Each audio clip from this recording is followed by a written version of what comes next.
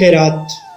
ایک بار موسیٰ علیہ السلام اللہ سے ہم کلام ہونے جا رہے تھے تو ایک تنگ دست انسان نے انہیں روک کر کہا، اے اللہ کے نبی، جب آپ وہاں جائیں تو میری بھی عرض پیش کیجیے گا کہ میرے حصے کا جتنا رزق ہے وہ اللہ ایک بار ہی مجھے دے دے تاکہ میں ایک دن ہی صحیح اپنے بیوی بچوں کے ساتھ پیٹ بھر کر کھا سکوں۔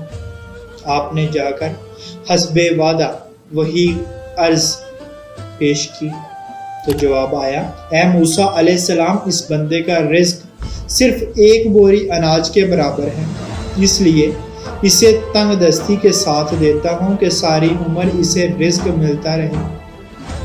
آپ نے واپسی پر یہی جواب اس سائل کو دے دیا۔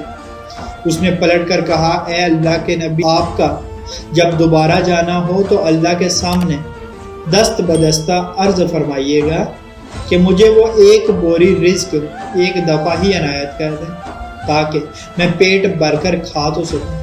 آپ نے ایسا ہی کیا اور اگلی بار اللہ کی جانب سے اس کا سارا رزق ایک بار ہی مانگ لیا۔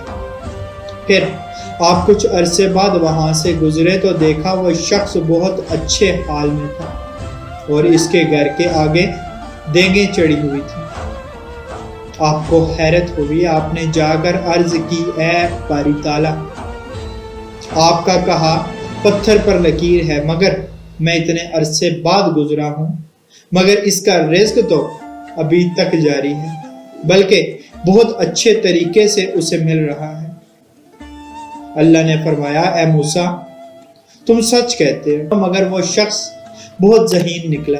اس نے دیے گئے رزق سے خود بھی کھایا اور گھر والوں کو بھی پیٹ بھر کر کھلایا، مگر جو رزق باقی بچا وہ اس نے میری راہ میں خیرات کر دیا، اور یہ میں نے ہی وعدہ کیا ہے کہ کوئی میری راہ میں ایک حصہ خرچ کرے تو میں اسے 70 حصے واپس کر کے دیتا ہوں۔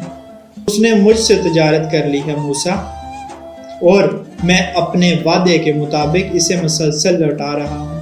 اللہ پاک سمجھ کی توفیق عطا فرمائے، اللہ پاک آسانیاں حاصل اور تقسیم کرنے کا شرف عطا فرمائے، آمین، جزاک اللہ۔